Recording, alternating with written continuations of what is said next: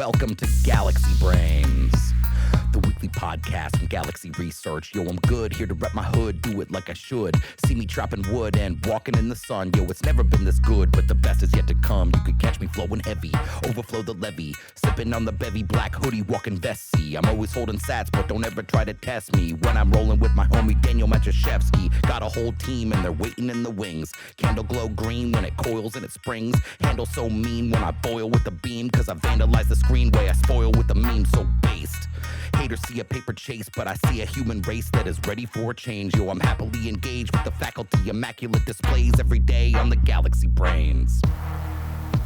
As always, I'm your host, Alex Thorne, head of firm-wide research at Galaxy. Thank you for listening to Galaxy Brains. We have a great show for you today.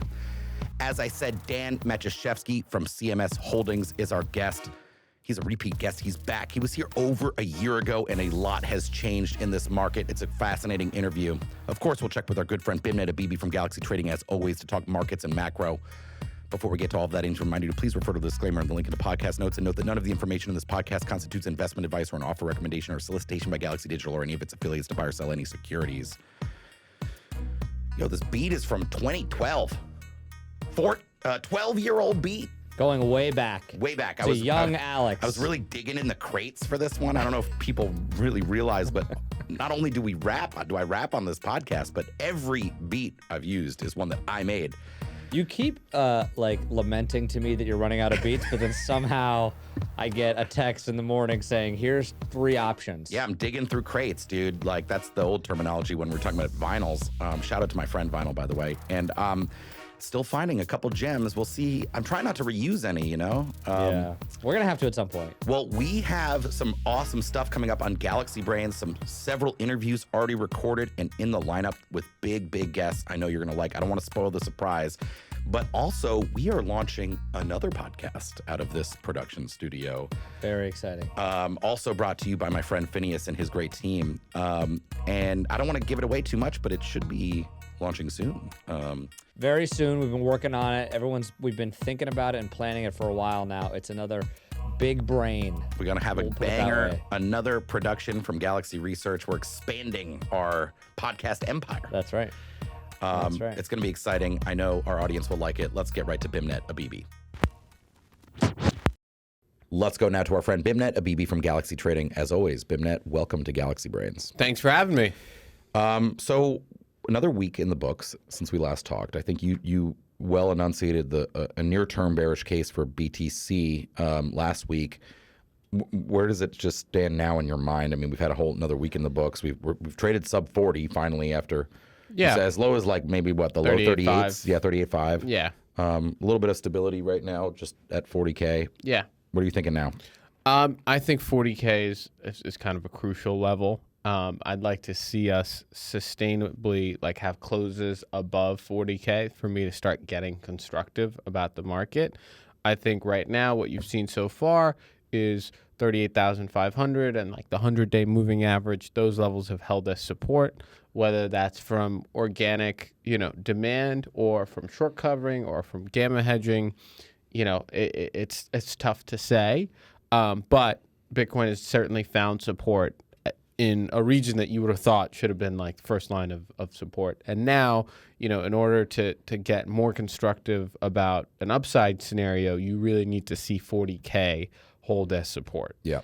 Right now, we're hovering in and around the level, and, it doesn't seem like there's genuine, organic, robust demand right now. However, what is notable is that grayscale volumes have started to decrease. And eventually, that flow will abate. There is a level at which, folks are going to stop converting out of grayscale. But that still might be a couple of billion or 10 billion. Weeks even more. Couple weeks. And so, generally speaking, I think the market is trading pretty healthily or okay. Yeah. And I I think corrections in a market that have moved 160% in a year, or even just in the last quarter, the move that Bitcoin had, I think a correction like this is very healthy. You're talking about 20 to 30-ish%, off the highs. I mean, I think that's, as long, as long as we kind of hold here, it tells you you're still probably in an uptrend. Yeah. But it really depends on what kind of time frame you're thinking about this stuff, right? Like I'm pretty confident that, as soon as, the grayscale overhang kind of abates, that just the passive inflows are really going to, take this market higher.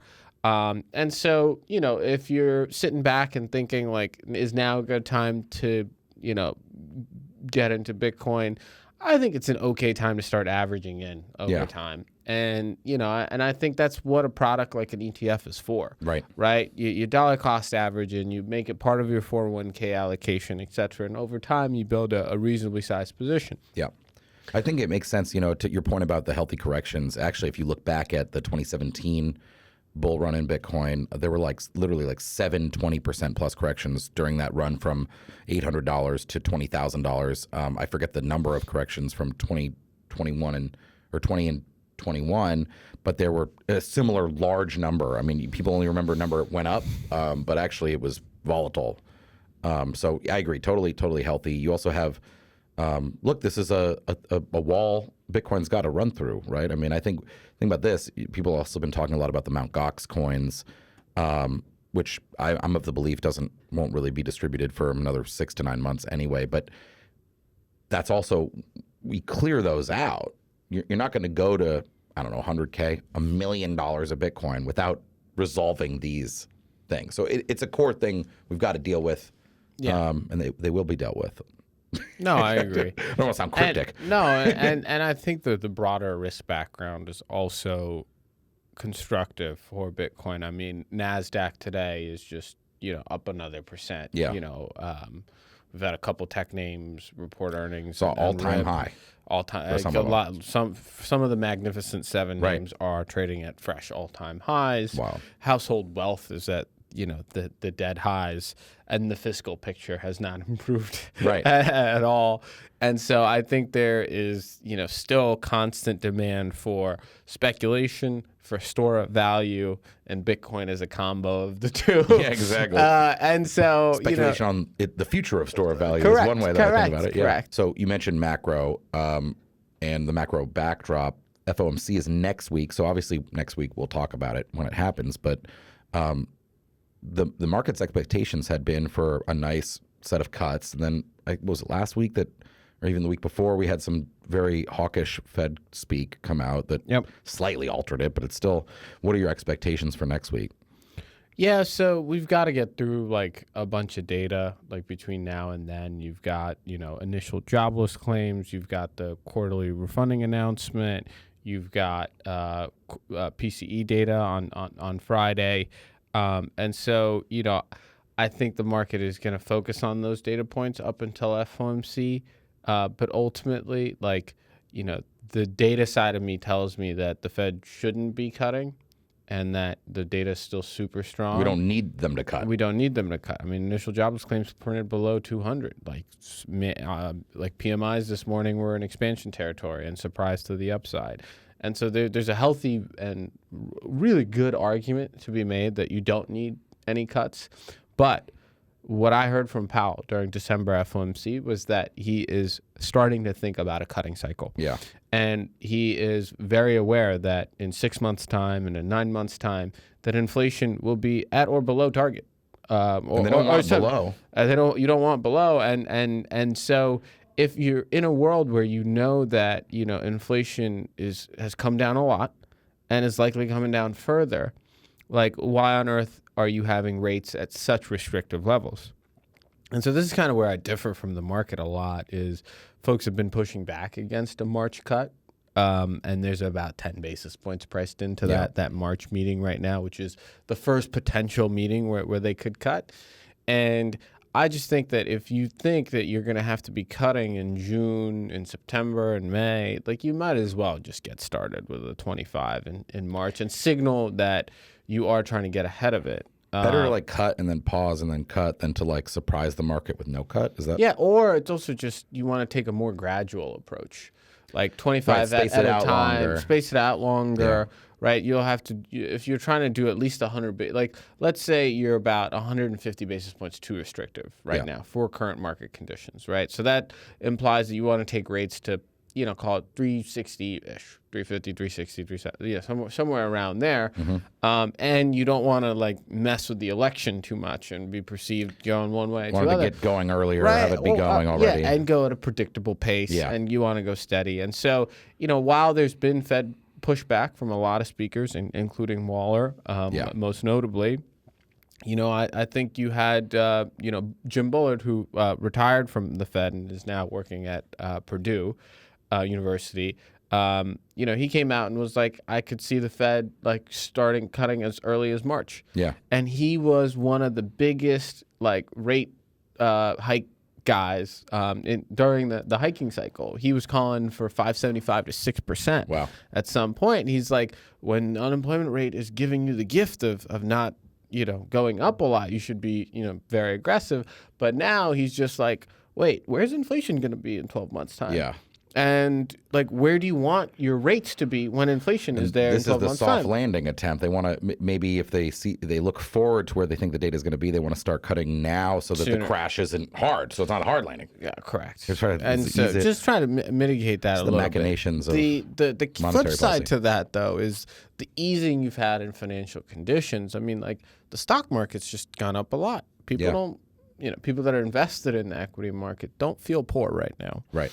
And those are the same type of people that are going to be property buyers if mortgage rates come down. And so, and there's compounded, wealth effects to this, equity dynamic. And so I think, there's some risks to cutting early, as well to kind of manage, but given the tone of Powell, last December, I just think that he's committed to cutting rates. Yeah. And that's all that matters. It's not really data. It's really what does Powell want? Yeah. And what is the Fed actually going to do? Yeah, and we can debate, and you've made a case for keeping them higher longer, but also, the real question, and I'm asking what everyone is wondering, is what will happen. Yeah. And your point is that he's already sort of locked into this narrative. He's going to be cutting. It's just a question of when and by how much. Yeah. And it's like, do you start cutting in May? Right? Or do you allow 5 months into the year when if I knew for sure, if I was Powell and I was like, rates are too restrictive right now, right? If I knew for sure and I was really confident in that view, I'd start cutting. Right. I'd cut, maybe in Jan, maybe just in Feb. Can always pause. You can pause, but it's also doing 25, and the logic is sound, right? Yeah. Nobody's gonna disagree with him that, rates are probably too restrictive given the inflation levels, and we kind of see where things are headed. And so, I think you want to take a more gradual, smooth approach, and it's tinkering. Yeah. It's just, I don't know. It's just fun. No, I mean, it's obviously this, the way the modern economy and monetary policies work. It's just every time we talk about this, I mean, maybe because I'm so interested in Bitcoin, that the contrast is just so striking. Because now, if it happens in March or May or anytime, we have the halving in April. Yeah, it lines up really well. Yeah, just like last time. Yeah, and it also potentially the Fed might be tapering its quantitative tightening. So they're easing perhaps in rates and in balance sheet at the same time. Bitcoin is credibly and automatically tightening, quote unquote. And it's just ongoing. That narrative writes itself. It does. Someone should ask Chairman Powell when he goes before Congress, what his comments are on the Bitcoin halving. I think would be a really great question. I would like to ask him, hey, buddy, did you see the CBO's projections of where debt to GDP is going to be in 30 years' time? This is your big hobby horse, and you're right. It's 250% from a congressional budget office is not telling you the full truth. You're an economist, sir. Is that sustainable for a nation? Yes. Basically, this goes back to the whole idea of fiscal dominance, right? Monetary policy is going to be dominated or heavily influenced by its need to finance the debt for the government. But yet he refuses to talk about it. The main purpose for it. He's Congress sets fiscal policy. I know, I get it, and they have this need to remain independent. It's absurd to me. We're just you can't win with either party. They're just going to both spend more. Yeah. right? You've said this. Nobody gets elected saying they're going to, cut spending, really. No. And it's really escalated. Zero. It's like either the Dems are going to increase spending like crazy, or the Republicans are going to cut taxes like crazy. And your deficit's just going to end up being like absurd. Yeah. There's a cognitive dissonance. Of course, we know why he doesn't want to come out, because it's political, quote unquote. But in reality, it's not political. It's simple math. And it's also, if you're saying one of the main things driving central bank policy, to not talk about it. It's just like, and pretend that it's only unemployment and inflation that is what's driving your policy. Like that simply can't be true. I completely agree with that. And going forward, it definitely won't be true. Then they really will have to be thinking about it. Every day they don't. And then the other part of it is like, that when you expand the balance sheet, right, that is permanent debt being added to, the economy and the balance sheet. And like, you can't tell me that it doesn't impact inflation and demand. Like when you increase your balance sheet by $6 trillion in a short span, right? Like that has led to a permanent increase in demand. Yeah. And so the inflation issue is perpetually going to be there, right? If you have to cut rates and manage the balance sheet around, the fiscal spending, right? Like, and every time we have job cuts and shit, unemployment benefits. Here's some more money. Here's some checks in the mail. Like, it's just like, it's hard to stomach. Yeah. And the problem is just the time disconnect. Like, that's a trade for, the next 5-10 years, versus monetary policy right now. And so it's just tough. All right. Beimnet Abebe, my friend from Galaxy Trading. Thank you so much. Let's go now to our guest, Dan Matuszewski from CMS Holdings. Dan, welcome back to Galaxy Brains. Excited to be here. It's always fun talking with Dan. Dan's been in the market a long time. CMS is, I asked you this last time, no limited partners, solely you and your partner's own capital. Yeah. Gives Dan a very interesting, unvarnished, unbiased view of the market. So I always like talking to him. And so much has happened. I think it was November of 22 that you were on this show last, and it's been over a year. Gosh, I mean, what did 23, if you had to characterize 23, how would you? We started at 16.5 and Bitcoin ended at like 42. A lot of other stuff happened. Yeah. What was the year like? The back of 22 was bleak, right? Like, I don't know. It was just, everybody was falling down. Every lender died. Like, the borrower got sucked out of the market. Everybody got delevered.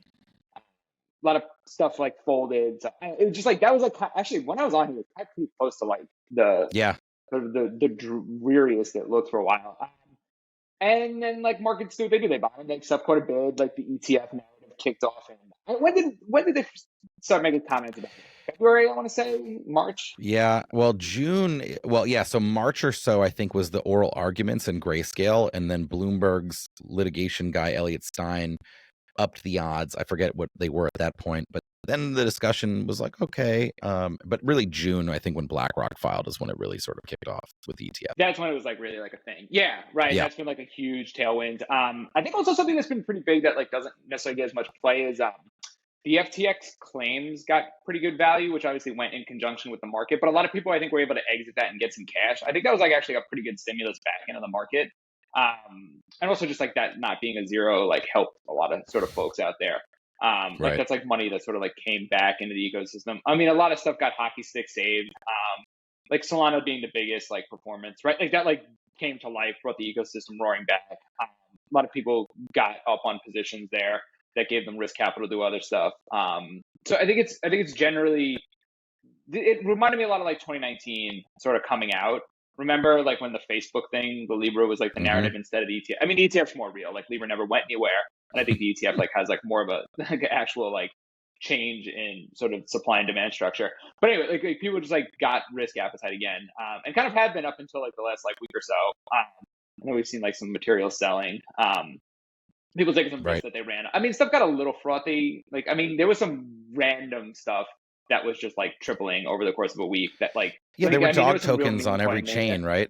Yeah, like, there was like a lot of like pure just gambling going on, which is fine. Like I have no like issue with people doing that, but like there was a little bit of mania going on in there. But like you also, so I guess like the thing is, the question's been the last 2 months, is it just the same pool of capital recycling, or have we seen like new like sustained inflows from either retail, or has there been any like real inflow from institutional stuff into the ETF side? I think the ETF stuff we got, like I've been saying that I think since we get is like it's going to be some time to really see what that looks like. Not to get too caught in the weeds of like the first couple weeks or months. So we'll see how that baselines and what like accretive flow sort of like comes from that. But I think a lot of the longer tail asset like whack-a-mole that was going on, it was like a lot of the same capital just like recycling. I don't think there was like a ton of new like retail interest that was like pushing stuff through, which is good in the sense that there's like latent demand. It's not like you're like at this point where like every like spare capital dollar that's out there like that wants like crypto risk is like deployed. It's kind of just like people got rich because their like assets had like recovered so much from the bottom that they like got a little like more aggressive on the risk curve, I think. That's how we were sort of seeing that like play through. I think like the real material flows for Bitcoin in particular will be like what the ETF does over the coming weeks to months, and then like ETH like is sort of going to have like the same like thing of like, is there going to be like material flows in there? Like what is that sort of like, people keep talking about this May date. I think that's like way too soon, but like there'll be like potentially that narrative too on the ETF offering. So anyway, that's like sort of like, look, so stuff's way better than it was last time we talked. Like there's no doubt about that. Yeah, like things feel great. Like yeah, like sure the most recent history is like a little like annoying, but like we're much better as an industry right now, I think. So yeah. There's been some material selling though. Yeah, there has in just sort of the last week or so. A lot of people were asking leading into the ETF launches if it would be a sell the news event. I think it was hard for people.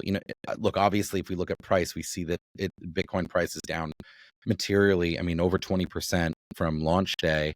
But I think that might give the sell the newsers too much credit, because I really view this as a sell the structure event with the Grayscale unlock, we're going to call it. Keep in mind, we didn't know Grayscale's fees until Monday morning of launch week. And so I think it is possible if the fees had come in much lower that you wouldn't see the level of selling and redemptions there that we have been. What's your thought on that overall? I mean, I think the biggest bogey is just FTX like chucked a yard into it, right? Like the estate, like John Ray like launched into it. I don't know if that's confirmed yet, but it seems pretty much coming from the right sources that like that contract. So that was a big one-off that just got like pushed through. I think there was also just like a lot of people that had bought that thing at a discount. So you got to remember when like 3AC was blowing up, BlockFi was blowing up, all that stuff. Like a lot of that Grayscale risk, like some of it the estate held for FTX, but some of it also just like ended on other desks in Chicago who like took it on as like a pair trade. I think a lot of that got like just chucked. So like there was people that like wanted to unwind this thing, and like that was sort of the level. And like obviously when it like got out there, like they're going to be offered on it. The premium or the discount in this case is like coming in, which I think is like showing that that's abating a little bit.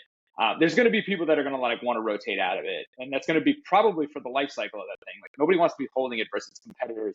There's a lot of tax consideration that needs to be like put in for a lot of those people that are stuck in it. But like, I mean, the chart today is right. Like that's like what the AUM is going to look like for this thing. So it's going to just continue to go over time.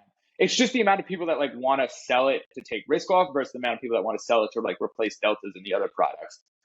And I don't know what the breakout of it that is great, but like obviously it was front loaded with a lot of people that like wanted to use that liquidity. And they're trading back to par as like a word opening with the ETF. It's like a way to like get off positions that they had put in that thing lower.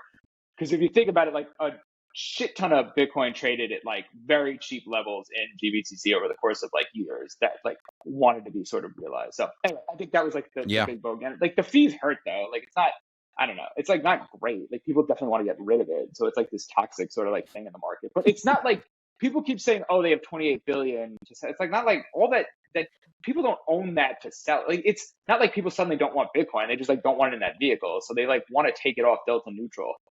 It's just like optically, I think people have like, they just keep looking and they're like, oh, there's outflows. It's all selling. And like, it's like actually, if you look across the complex, there's net issuing. Like there's net, what is it, like 750 million as of today inflow. So like it's still like positive. It's just like nobody wants the Grayscale version of it, and they got to get into the other products. And there's some people that just like naturally want to sell it. So that's kind of like where it's at. Yeah, that's sort of how I view it too. I do wonder about that net that the Bloomberg guys talk about. You know, could that some people be selling Bitcoin to go into it?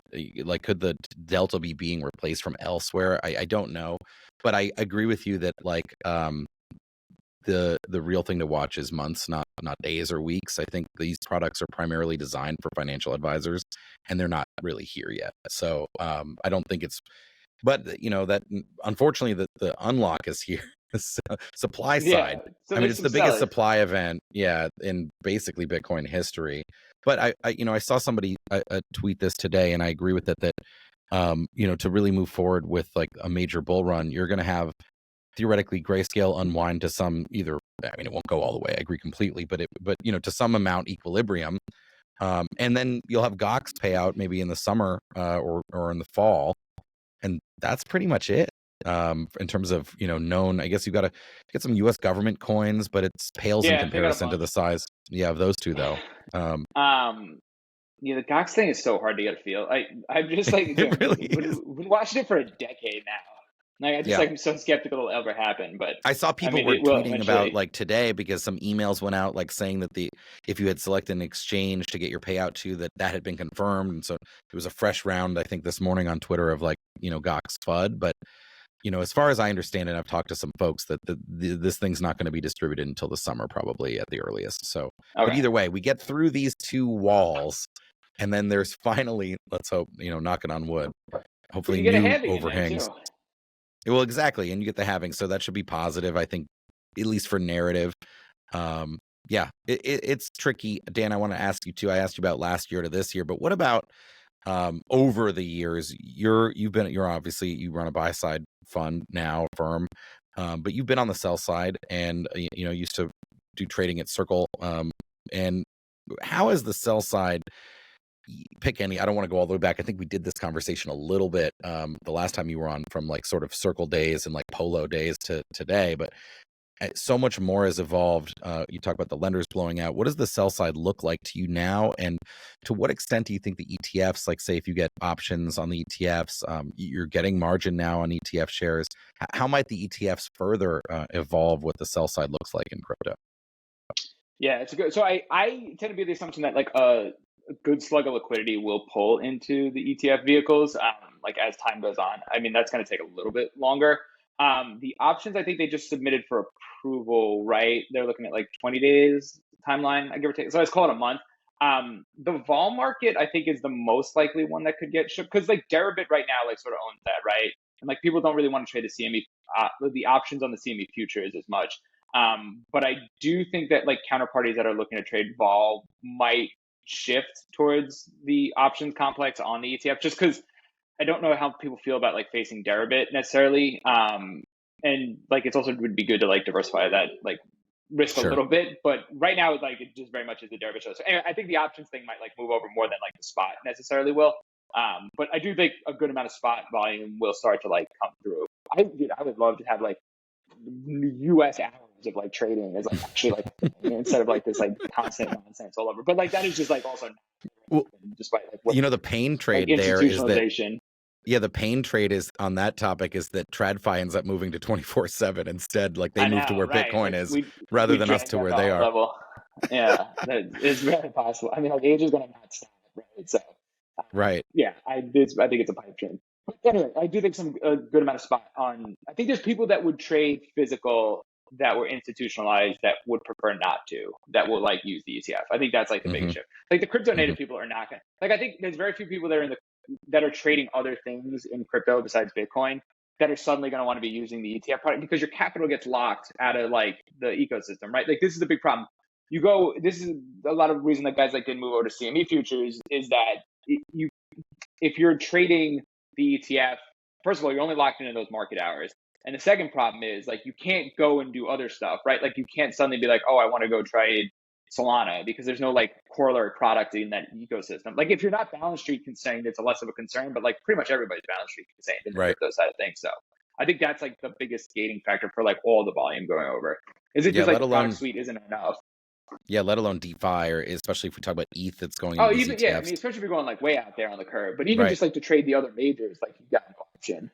Yeah, there's no real way to go from Bitcoin to ETH even. Yeah, you can't do it. You're just like, so I think that'll like gate some of the like stickiness of that being like the only vehicle people traded via. Yeah, I think that's why this really ends up becoming a product for long-term financial advisors that maybe rebalance like quarterly their clients, right? It's not really a competitor to the crypto investment and trading ecosystem yet.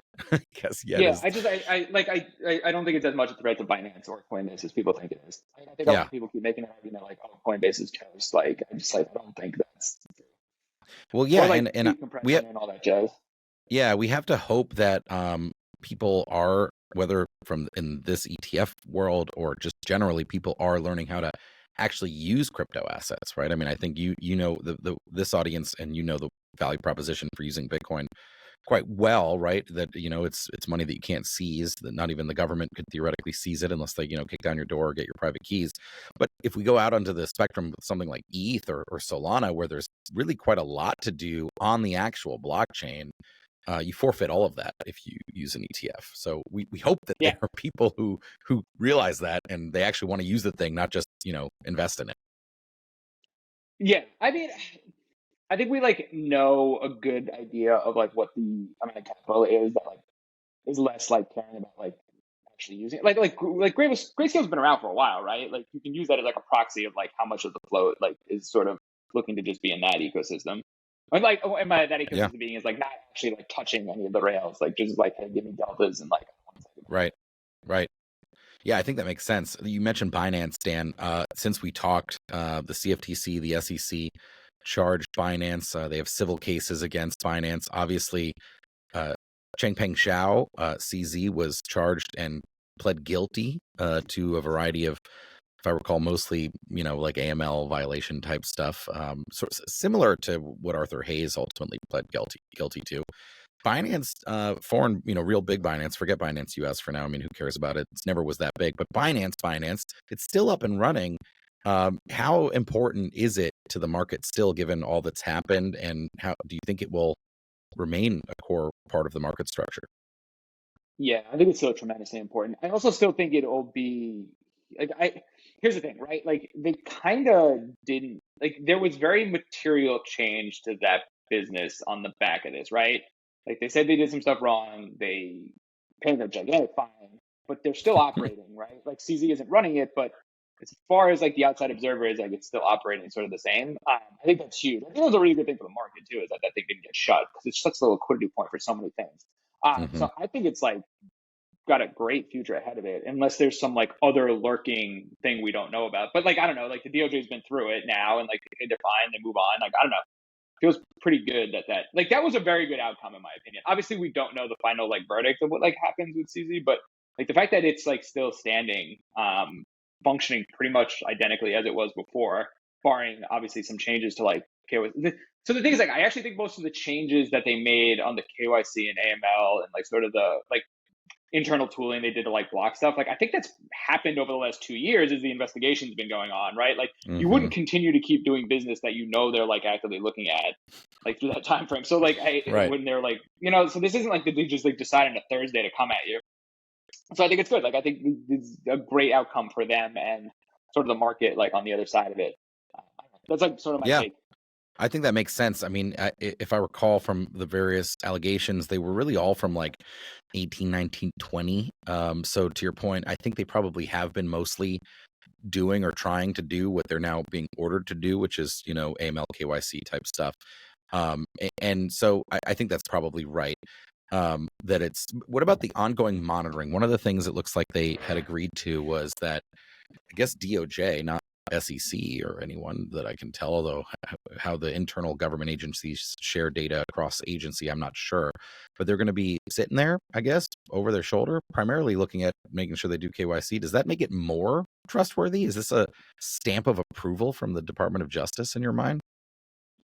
I think it's just like I think you're like less likely going to have to be this like lurking like, oh, do they like they're going to finally look at this thing and then like it's going to get shut down, right? Like because it's like hey, we're here, we're like paying attention. It's kind of like how you felt about Tether after like the New York AG like got a crack at it, right? And you're like, all right, like they're aware, like they're paying, and like because I think they had ongoing monitoring too. That was like part of Mm-hmm. like the.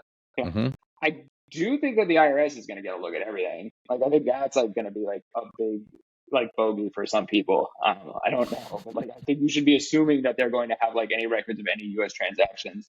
for like Yeah, tax if purposes. you Like owe money to the government, you should be paying it, people. Get I on would that. say that they're gonna put the picture together because they basically have like a look into everybody now, which was like an inevitability. I think that Because they have the government's FTX as very good well. they definitely have FTX, yeah. Yeah. So anyway, I think that is like one of the bigger pieces that they wanted that for. And your to, like, point too is monitor that like they could have charged CZ and would have, I assume, if they had found that he had stolen client funds the way that Sam Bankman-Fried had, right? And the fact that yeah, they I think didn't, that's off the table. Yeah, yeah. like I mean, it'd be that's our very core odd, concern, right? I right? mean, right, in the scheme of things, obviously, like, because we care about the world and we don't want them to be like allowing terrorists or criminals or whomever to use the exchange. Sure. I mean, we all agree on that. But in terms of the existential market risk, it was all about solvency. And it doesn't seem like there's been any evidence. And you think right? We seem safe there. It seems. I don't in no want to, world would knocking they on like wood. keep operating if they thought it was like running Right. fractional. There's just no way. That'd be so weird. Right. Right. Right. We gotta get on the AML thing, but like the other, like there's no way. So yeah, Well, I mean, like while we're- obviously, you never know, but like I think that's a pretty good vote. Yeah, I agree. It feels de-risked, at least for them. It doesn't mean that there's it's not gone completely, but as it never is with any centralized exchange. But it feels de-risked post that DOJ action there. We'll wait and see what happens to CZ. Right, there was a thing they were going to let him go home, and then the other judge, the more senior judge above the magistrate, said no, you have to stay here. Presumably, he's in the States somewhere waiting this thing out. Right? He's got to be, right. That's what they said. He had to stay. So. Yeah. He is somewhere. Yeah. So when we talk about, I guess non-American billionaires in crypto, I asked you last time you were here about Justin Sun. In fact, what I said was, who's the best trader in crypto and why is it Justin Sun? And you have a great dialogue. We won't replay it maybe you know what? Let's go ahead and roll that clip real quick. Justin Sun might honestly be the best trader like in crypto. Like the man just like he just absolutely top takes it and he like absolutely bottom takes it constantly. I mean, he like also creates the bottoms and tops. That's great. I mean, how big is he? That's a pretty. I don't know. I would wager like $4 to $5 billion if I had to like guess. And I'd say like half that's trading proceeds and like half of that is like just Tron related stuff. Okay, we've rolled it. We're back. Dan, what's going on with Justin? And this is purely an oddity. I don't know, or maybe it's not an oddity. Is Justin still very important to these markets? So he's less important right now because like Huobi is less important, and like Polo is less important. So like I think that is why his like sphere of influence has like shrunk somewhat. I mean, he still like does like run like a large project, right? Like I just like Huobi, I don't know a ton of the situation, but as far as I know, is like they're still gating withdrawals, right? So like you're not using it, so like that kind of like puts the nail in the coffin on that thing until it gets fixed. And like Polo, because it's like entity adjacent to Huobi, like you got to feel like the same sort of risk like on it. So I don't know, like his sphere of influence there has like definitely been like knocked down. But as far as that though, like I mean, he still like operates a chain, like he's still sort of out there. Anyway, he's big on DeFi still, right? I mean, as far as I can tell. Unless the wallets are tagged wrong. Right. Yeah. Yeah. So, but did he give up, or did he lose his honor? He was an emissary, to Grenada? Yeah. Was that right? That was like a bought position, I think. So I think that was just like. It expired. I think once it like publicly had gotten to a point, they were like, we can't like do this anymore. So they got rid of it. Yeah. Yeah. I always like to ask about Justin because he is truly, in my mind, a creature of these markets in a way that almost nobody else is, as like sort of archetypal of the oddity that crypto markets are versus traditional assets. The guy is, the Tron white paper was almost word for word plagiarized from Ethereum. I mocked it to an audience of Fidelity guests when I was head of blockchain research in 2017 as an example of a crazy ICO that was a scam, and yet Tron is still quite large, and particularly in stablecoin markets. Yeah, it still moves a lot of Tether. Yeah, it's pretty wild. All right, a couple other questions for Dan before we let him get back to the screens. You're wearing that Pith shirt. Pith is what? Pith shirt. Yeah, it's like a data thing on Solana. It was something on Oracle, maybe Oracle yeah, and Solana? On a bunch of chains. Yeah. You Solana like Pith? We participate, like we pump pricing through on that. Oh, cool. Sort of trade activity. So like we're connected to them. Yeah, so it's definitely I forget how many things. I think their goal, they said, is they want to be on 3,000 apps by the end of the year. Wow. I forget what they have now. I think they're probably about 1,000. So it's a big slug of sort of like Oracle pricing that's out there.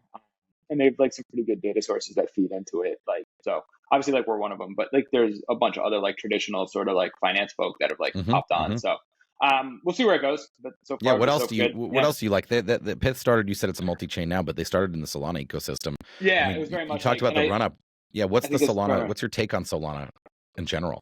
How do you? Where So, does it so fit in this new world?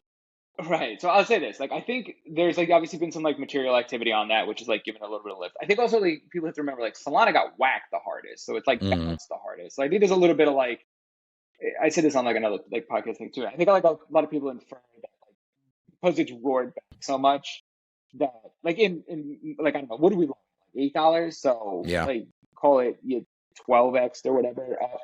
But like at the same time, like it fell the hardest from like high. So like it's just trading like more volatile to a degree when you like zoom out a little bit. So like that I think, because there's other stuff that's like rallied a bunch too, and you don't see people being like, oh, ETH's dead, people are moving to like Sia coin or whatever. So I think I don't like the narrative stuff as much, but there is Dude, like material stuff sort of like R.I.P. David happening on it. Vorek Siacoin. Is that not alive anymore? It's a lot. Look I at it, like it's that. rallying. Let's go Boston-based blockchain companies. I think he's not part of it anymore though. I don't think he is. I don't I think think he's working anybody. on something else. Yeah, I don't. Does it exists though? It trades. That's what matters. Anyway, so anyway, like, I do I think some of the ETH Solana, I agree, it's price, but also it's meaningfully different, right? SVM versus EVM. It's monolithic versus this modular blockchain thing that people care about. And then also, like, in particular, NFT markets. I've got a guy here who looks at this a lot, and like it really did like outpace and grow NFT markets dramatically. It's crazy. Yeah. Look, there's real things happening. I mean, like we keep material positions in both of them. Like we're not like I think it's wrong to be like one's like cannibalizing the other. Like I don't necessarily buy that as much. But yeah, there's like real projects that have like sort of like chosen to stick and like issue on Yeah. there, or things that are being built that like effectively can't be built like sort of elsewhere. Well, if you don't buy that narrative, then how are you thinking about something like an ETH Sol cross or an ETH BTC cross? Those are two very different questions. But so we generally just don't pair trade this stuff like that. Mostly because I don't think we have like edge in it. And the second being like I don't know. Like I think if you have like a trade so if you look at like ETH Bitcoin, you're like I think ETH Bitcoin is gonna like rally. Like generally, my thought would be like you probably just want to be long ETH. And then if your thesis is like, well, I like want to do a delta neutral, I'd be like, well, try to like sell like a basket of stuff against it as opposed to like, I just like, I don't know. It's too hard in my opinion. And there's too many idiosyncratic things that can happen to like individually like pick the crosses, or at least we can. So like if that works for other people, they should absolutely do it. But like, I don't know. People put up some like wild like pairs that they like try to trade. They'll be like, yeah, I got like a thesis on like the AVAX Aptos like cross. Be like, I just like don't. I think like there's another way that's safer that you put that trade on. Like, I don't really think. Sorry, go ahead. Just being individually like short legs is like a bad like. I don't know. It's just hard in crypto. Yeah, I mostly think of them as just expressive of a narrative, and I really don't look to, honestly, I really have never looked past ETH BTC in Crossland until thinking about ETH Sol. Again, to help judge, like, is that just purely a narrative or is it a real thing that people are talking about? I think ETH BTC remains somewhat relevant, but you know, it's actually quite hard to think about what happens next. I think it was easy to sort of see leading into a Bitcoin ETF that it should make lows, and it did. And then of course when Bitcoin dumped from 49.1 on launch day, it rallied BTC. But now it's kind of like hard to figure out like what, because I tend to believe there's huge regulatory overhang for ETH that doesn't exist for Bitcoin. But on the other hand, if ETH is about to get an ETF, then it's really just not clear right where it's going to go. Also, but if you also just like zoom out on it, it's like kind of incredibly stable. Like it hasn't really. Yeah, I mean, I've been like blown away 6 years or whatever. Since 21 in particular. It's basically been in the same range for 4 years or 3 years at this point. Anyway, it's an interesting one to think about. Anything else that you're particularly interested in the space? We talked about Pith and Sol and ETH. What else are you watching in categories? Man, we've just started like we're late to this. Digging into the Bitcoin DeFi and like L2 sort of stuff. Like, I mean, I'm very dismissive just because of like how historically this has not been a thing. But like there really seems to be momentum and like people are trying to like give this a go. So we're trying to get rapidly up to speed, and we've done a couple deals now of people that are looking to build sort of stuff like on top of, I guess, like, what do you want to call it? Like DeFi for Bitcoin? Like, is that like, I guess the narrative? I typically call it Bitcoin as a platform as opposed to Bitcoin as a monetary asset. Yeah. So I'm willing to give that a shot. I think that's like got some legs on it. I think there's also just like enough like sunk assets in like the Bitcoin ecosystem that it's not a bad place to sort of try and give it a go. So we've been doing a lot there. Like, that's where we've been spending like a lot of like resources, like trying to get up to speed. It also just seems to be an incredibly bigger thing in Asia, and I think we're just like generally late to it here in the West. Yeah, that makes sense. I've seen quite a lot of this. We've written about ordinals a lot at Galaxy. We've done research on it. We're interested in it as well. I do, like you, I struggle. I see a lot of building happening. I see a lot of enthusiasm, even a lot of newcomers to Bitcoin, even, or people coming back because of it. That all seems quite bullish. And then on the other hand, I say, well, Bitcoiners have fought for years to keep this stuff out of the protocol. Or to be, this is where I say, monetary maximalist versus a platform maximalist. Is Bitcoin primarily a monetary instrument, a fixed supply, scarce, censorship resistant, anti-central bank money? Or is it a decentralized network upon which to build stuff? It's obviously been the former very dramatically for years now. And I struggle to see like the platform take over. But on the other hand, then you look at the volumes and there's quite a lot. A lot of right. So yeah. That's like the one thing that I think that matters is like there's been some real volume inside this stuff. I mean, because there have been pushes in the past, like forever. Yeah.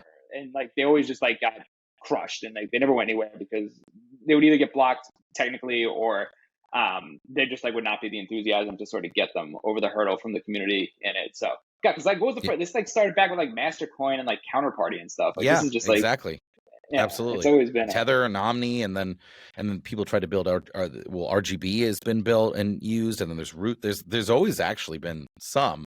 I guess the question is this finally the time that it becomes more mainstream? I think personally, I'm of the view that if you can get performant L2s that look and feel similar to the L2 environment that is growing on ETH and elsewhere, there's really no reason you couldn't see a big breakout for this usage on Bitcoin, especially if the L2s, like I know in the OP stack, the OP stack, like they want to build the super chain where they all connect to each other. You don't even have to go through ETH.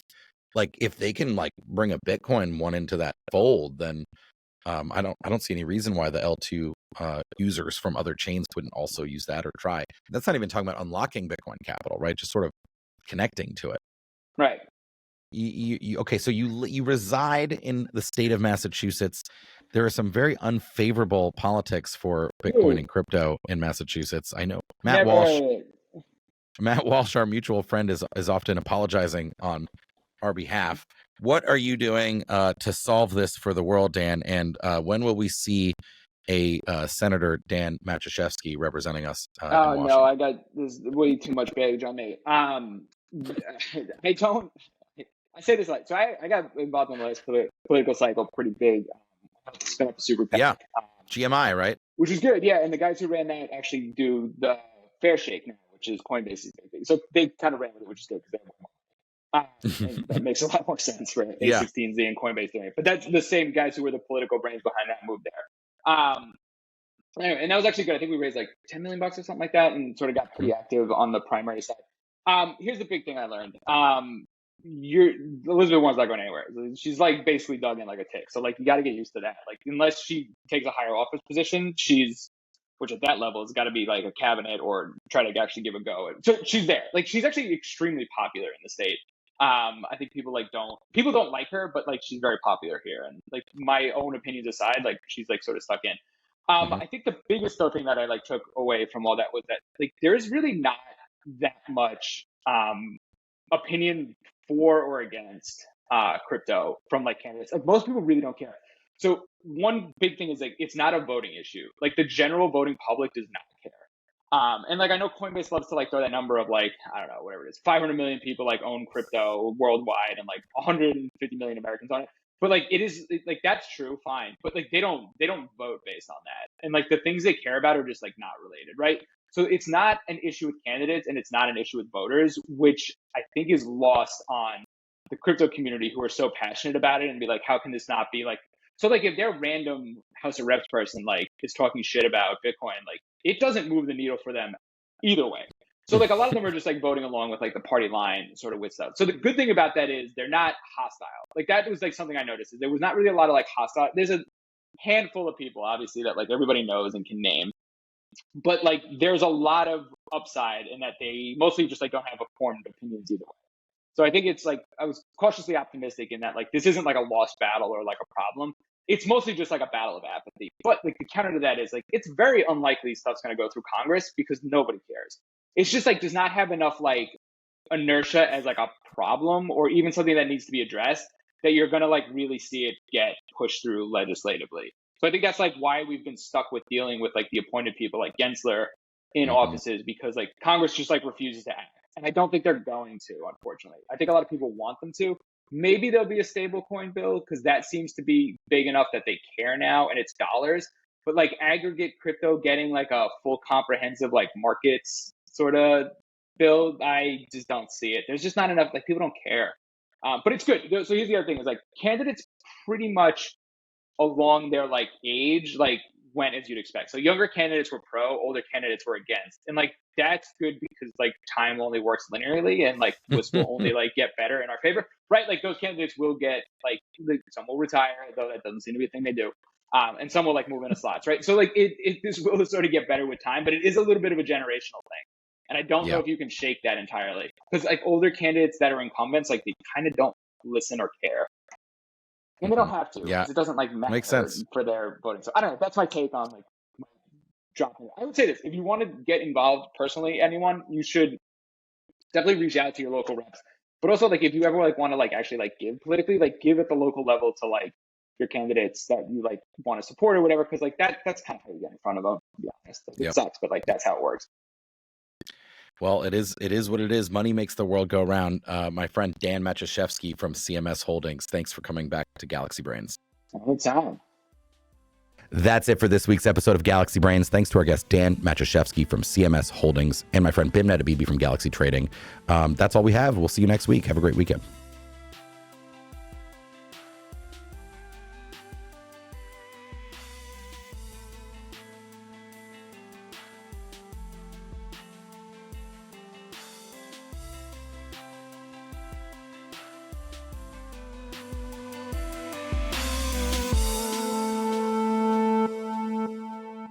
Thanks for listening to Galaxy Brains, the weekly podcast from Galaxy Research. If you enjoy the show, please like, rate, review, and subscribe wherever you get your podcasts. To follow Galaxy Research, sign up for our weekly newsletter at gdr.email, read our content at galaxy.com/research, and follow us on Twitter at GLXY Research. See you next week.